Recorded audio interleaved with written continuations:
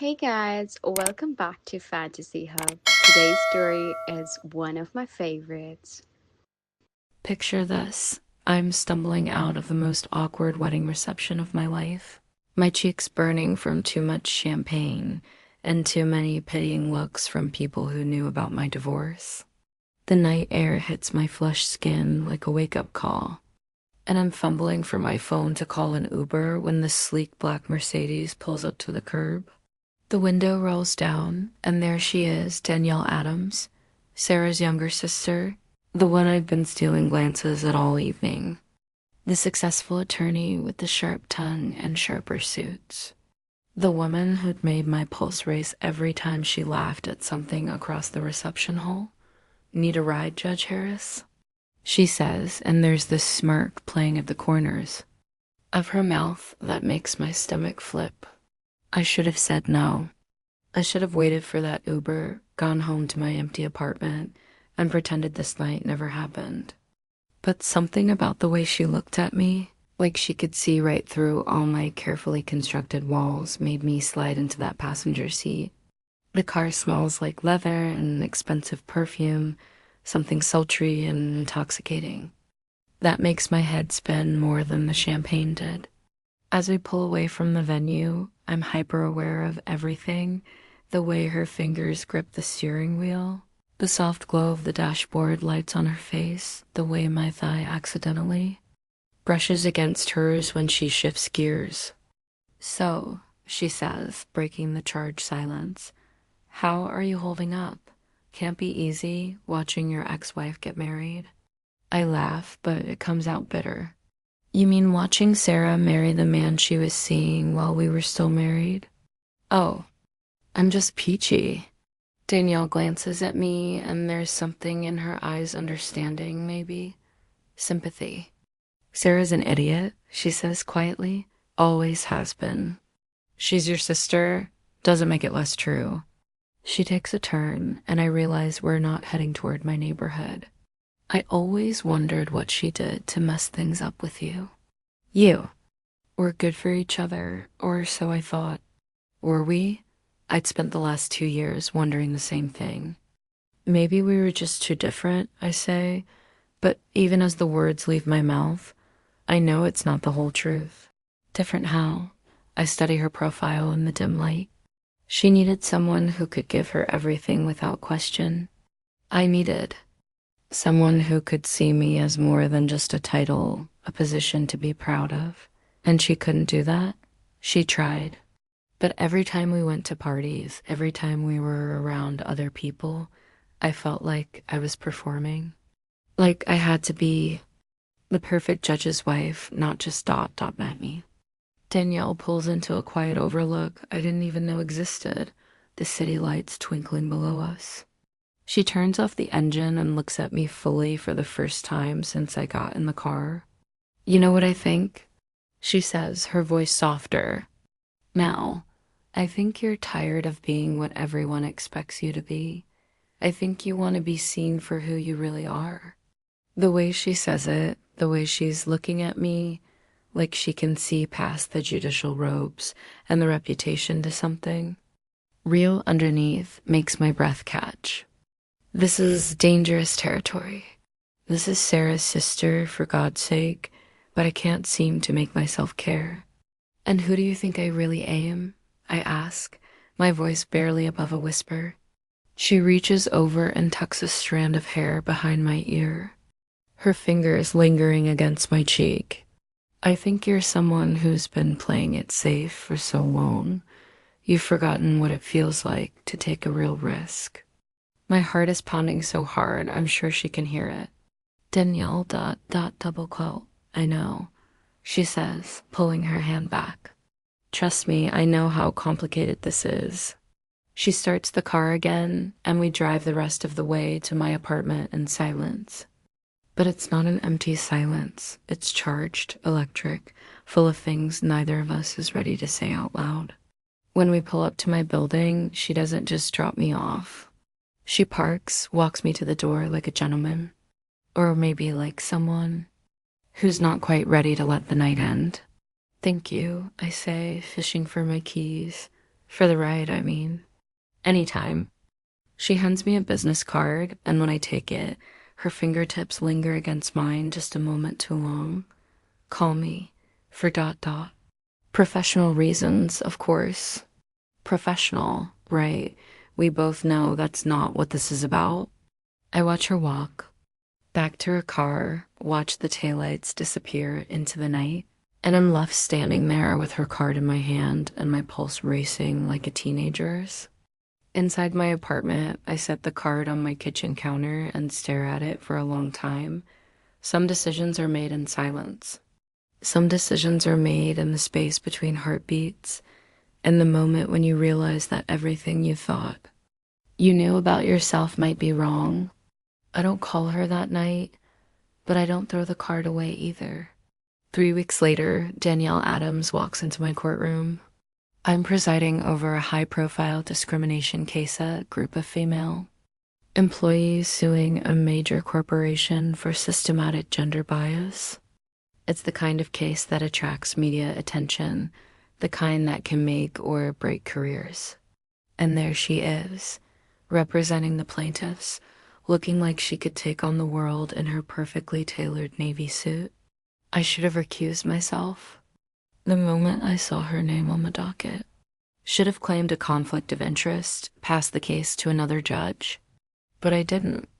I told myself it was because the case was too important, that these women deserved justice and I was the right person to ensure they got it, the truth. I wanted to see her again. I wanted to watch her work, to see that brilliant mind in action. I wanted to be in the same room with her, even if it meant maintaining perfect professional distance. Danielle Adams wasn't just good at her job, she was a force of nature. She commanded that courtroom like she was born to it, her arguments. Sharp and passionate, her cross-examination surgical in their precision. She fought for her clients with everything she had, and it was mesmerizing to watch. And I was supposed to be impartial. I was supposed to focus on the law, on justice, on maintaining the integrity of the court. Instead, I found myself stealing glances at her during testimony, admiring the way she moved through her arguments, the way she never let the defense attorneys rattle her. During the first recess, she approaches the bench. "Your Honor," she says, her voice carefully neutral, "I wanted to thank you for allowing the expanded witness list." "The law allows for it, Miss Adams," I reply, equally formal. But our eyes meet, and there's something there, a recognition, a pull that has nothing to do with legal proceedings. "Of course," she says, and there's the ghost of a smile. "I appreciate your fairness. Fairness. As if what I'm feeling has anything to do with fairness. This goes on for days. Professional interactions punctuated by stolen moments and empty hallways during breaks. A brush of hands when she passes me documents. The way she says, "Your Honor," like it's a secret between us. The case itself is fascinating, a textbook example of systematic discrimination, with evidence so compelling it makes my blood boil. The defense tries every trick in the book, but Danielle is ready for them. She's thorough, she's passionate, and she's fighting for something that matters. One evening, after a particularly grueling day of testimony, I'm in my office reviewing case law when there's a knock at my door. I look up to find Danielle standing there, looking as exhausted as I feel. "Miss Adams," I say, standing, "what can I do for you?" She steps inside, closes the door behind her. I wanted to discuss the motion for summary judgment, but she doesn't. Sit down. Instead, she moves closer to my desk, her eyes never leaving mine. "The defense's motion is weak," I say, my voice steady despite the way my heart is racing. "They're grasping at straws." "I know." She takes another step closer. "That's not really why I'm here." I should tell her to leave. Should remind her that this is inappropriate, that we're in the middle of a trial, that I'm the judge and she's the attorney, and there are rules about this kind of thing.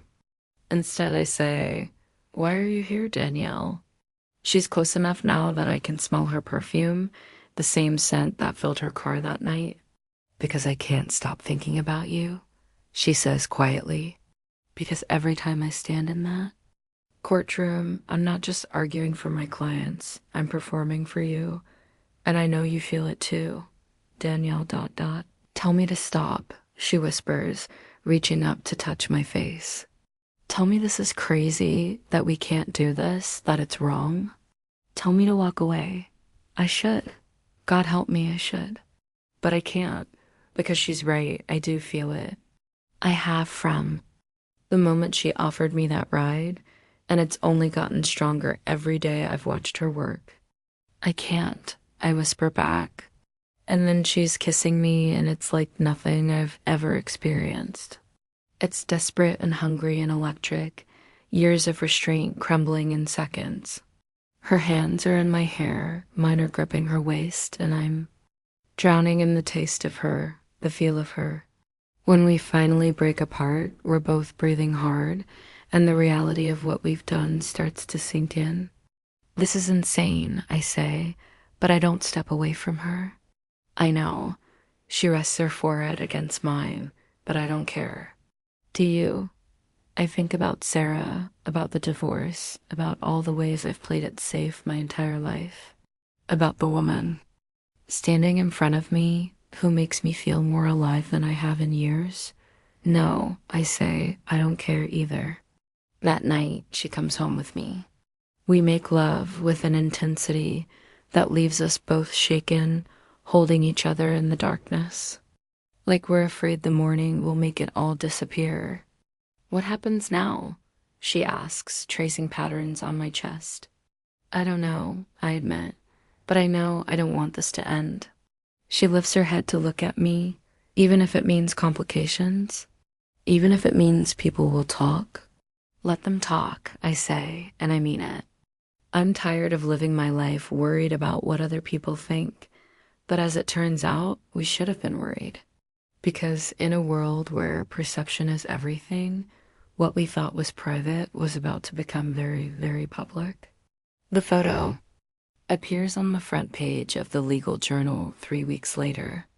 It's grainy, taken through the window of a restaurant, but it's unmistakably us. Danielle and I, sitting too close across a small table, her hand covering mine, both of us laughing. At something. The headline reads, Judge Harris and Attorney Adams, an ethical dilemma. I'm in my office when my clerk brings it to me, her face carefully neutral. Your Honor, she says quietly, I thought you should see this. My stomach drops as I read the article. They don't accuse us of anything outright, but the implications are clear. The timing is noted. The photo was taken while the discrimination case was still ongoing. Questions are raised about judicial ethics, about the appearance of impropriety. My phone starts ringing immediately. The chief judge wants to see me. The State Bar Association is launching an inquiry. The media is requesting comments. I call Danielle, but she's already seen it. I'm sorry, she says, her voice tight. I'm so sorry, Alexa. I should have been more careful. We both should have, I say, but I'm not sure I mean it.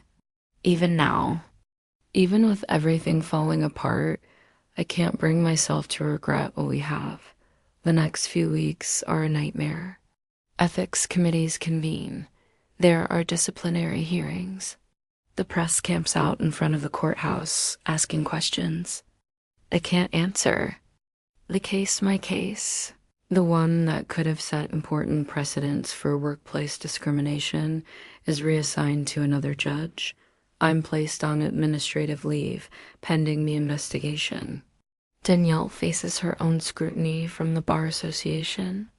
We're advised by our respective lawyers not to see each other, not to communicate, not to make the situation worse. But I can't stop thinking about her. About the way she kissed me in my office, about the way she looked at me like I was the only person in the world who mattered, about the fact that for the first time in my adult life, I felt like I was being myself instead of just playing a role. It's during one of the darkest moments of the investigation that Sarah calls me. Can we talk? She asks, her voice uncharacteristically subdued. We meet at a coffee shop across town, somewhere the press is unlikely to find us. She looks older than she did at her wedding, more tired. I wanted to apologize, she says without preamble. For what? For the way our marriage ended. For the things I said during the divorce. For ... She gestures vaguely. For not seeing you. Really seeing you. I study her face, looking for Anne. Engel, some reason she'd be here now. Why are you telling me this? Because I've been watching the news, reading the papers. I've been watching what you're going through, and I realize something. She takes a breath. I never saw you as happy as you looked in that photograph. I feel tears prick my eyes, but I blink them back. Sarah ... I know my sister, she continues. I know she's stubborn and passionate and completely impossible when she sets her mind on something. But I also know she loves you, really loves you, in a way that She stops, shakes her head, in a way that I couldn't. What are you saying? I'm saying you deserve happiness, Alexa, even if it's with my sister. Especially if it's with my sister. She reaches across the table to squeeze my hand. Don't let them take that away from you. It's not the conversation I expected to have with my ex-wife, but it's the one I needed. Because for the first time, since this all started, I feel like I'm not fighting alone. The hearing is set for the following week. My lawyer advises me to express remorse, to claim it was a lapse in judgment, to distance myself from Danielle and hope the board shows mercy. But I can't do it. I won't do it. Instead, I tell the truth. Yes, I had a relationship with Miss Adams during the trial. Yes, I should have recused myself when I realized my feelings for her, but no, I don't regret it. Because what we have is real, and it's worth fighting for. Your Honor, the chairman of the ethics committee says, are you saying you would make the same choice again? I think about Danielle's smile, about the way she challenges me, about the way she makes me feel like the best version of myself. Yes, I say I would. The room erupts. My lawyer looks like he wants to disappear, but I feel lighter than I have in months. The decision comes down 3 days later. I'm censured, suspended for 6 months, and required to undergo additional ethics training. It's a slap on the wrist, all things considered. I'll survive this. Danielle isn't so lucky. The Bar Association is harder on her, perhaps because she's younger, perhaps because she's a woman in a male-dominated field. She faces a longer suspension, and her reputation takes a bigger hit. But when I see her outside the courthouse after her hearing, she's smiling. No regrets, I ask. None, she says, and kisses me right there in front of the cameras. Worth every minute of it. That night, we make love like we're celebrating. And in a way, we are. We're celebrating the fact that we survived, that we chose each other over our careers, that we're still here. But we're also celebrating something else. Because 3 days later, Danielle does something that makes me fall in love with her all over again. It's a quiet Thursday evening, 6 months after the ethics hearing. I'm in my garden, tending to the roses I planted during my suspension, when I hear the gate open. Don't turn around, Danielle says, her voice shaking slightly. What are you doing? I ask, but I don't turn around. Something I should have done months ago. I hear her take a deep breath. Alexa Harris, you are the most infuriating, stubborn, brilliant woman I've ever met. You make me want to be better than I am. You make me want to fight for things that matter. You make me want to be the kind of person who deserves someone like you. I'm smiling now, my hands still in the dirt, my heart starting to race. Turn around, she says. I do, and she's kneeling in my garden, still in her work clothes, with a ring box in her hands. She looks nervous and hopeful and absolutely beautiful. I know this is crazy, she says, her voice breaking. I know we've been through hell. I know people think we're a scandal.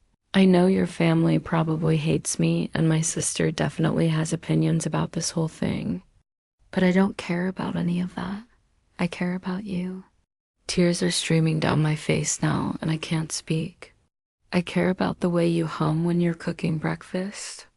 I care about the way you read 3 different newspapers every morning and get angry at editorials. I care about the way you fight for justice even when it costs you everything. I care about the way you love me completely and without reservation, even when I don't deserve it. She opens the ring box, and inside is a simple, elegant diamond that catches the light from my porch. I love you, Alexa. I love you enough to give up everything for you, and I love you enough to want to build everything with you. Will you marry me? I drop to my knees in the dirt beside her, not caring about my clothes or the roses or anything, except the woman in front of me. Yes, I whisper, and then louder, yes, yes, of course, yes. She slips the ring onto my finger with shaking hands, and then we're kissing and crying and laughing all at the same time. It's messy and imperfect and absolutely perfect.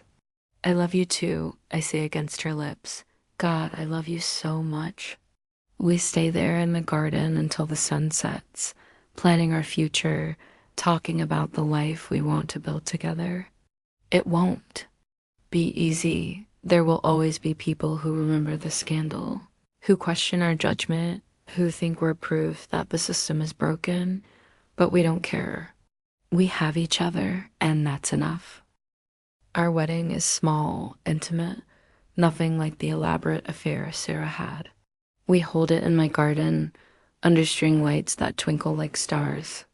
The guest list is short, close friends, family members who've chosen to support us, a few colleagues who believe in second chances. Sarah is there, of course. She's my matron of honor, which surprises everyone, including me. But she insisted, said it was time to stop letting the past define our future. You look beautiful, she tells me as we're getting ready. Radiant. I've never seen you look so ... yourself. She's right. I do feel like myself, maybe for the first time in my adult life. I'm not Judge Harris tonight, I'm just Alexa, marrying the woman I love. Danielle walks down the aisle in a simple white dress, her hair loose around her shoulders, and she takes my breath away. When she reaches me, she takes my hands and whispers, "Ready to scandalize some more people?" I laugh, and the sound echoes across the garden. Always. The ceremony is beautiful, but what I remember most is the way Danielle looks at me when she says her vows. Like I'm the only person in the world. Like I'm exactly who she's been waiting for her whole life. I promise to love you through every storm, she says, her voice steady and sure. Through every scandal, every challenge, every moment of doubt. I promise to see you, really see you, every single day for the rest of our lives. My own vows are simpler. I promise to be brave, I say. To choose love over fear, truth over perception, us over everything else. I promise to be myself with you always. When we kiss, our guests cheer, but I barely hear them. I'm too busy drowning in the taste of her, the feel of her, the overwhelming joy of knowing that this is just the beginning. Later at the reception, we danced to the same song that played at Sarah's wedding. But this time, I'm not watching from the sidelines. I'm in the middle of it all, spinning under the lights with the woman I love. Any regrets? Danielle asks as we sway together. I think about everything we've been through, the scandal, the hearings, the judgment, the cost. I think about the career I nearly lost, the reputation I definitely damaged, the easy path I chose to abandon. None, I say, and I mean it. You? She spins me around, and I'm laughing, dizzy with happiness. Just one, she says. What's that? That I waited so long to ask you to dance. We dance until the lights dim, until the last guest goes home. until it's just us and the promise of tomorrow. And as we clean up the garden together, still in our wedding clothes, I realize something. This isn't just a love story. It's a story about choosing authenticity over safety, about finding the courage to be who you really are, about the radical act of loving someone completely despite what the world might say. Some nights really do change your life forever. Some rides really do lead you exactly where you're meant to be. And sometimes the scandal is worth it. Because at the end of the day, when the headlines fade and the gossip dies down, what remains is love. Real, messy, complicated, absolutely worth it love. My name is Alexa Harris Adams now. I'm a mediator working with employment discrimination cases, helping people find justice outside the courtroom. Danielle has her own practice, specializing in civil rights law. We work together sometimes, partners in every sense of the word. People still talk about us, of course. We're still the judge and the lawyer who caused a scandal. But we're also the couple who chose love over reputation, who fought for each other when it mattered most, who proved that sometimes the best decisions are the ones that look crazy from the outside. And you know what? I wouldn't change a single moment of it, because every scandal, every challenge, every moment of doubt led me to this, to her, to us, to the life we've built together. Sometimes the past doesn't haunt you. Sometimes it leads you exactly where you're meant to be. And sometimes, when you're brave enough to take the ride, you discover that the destination was worth every single mile of the journey.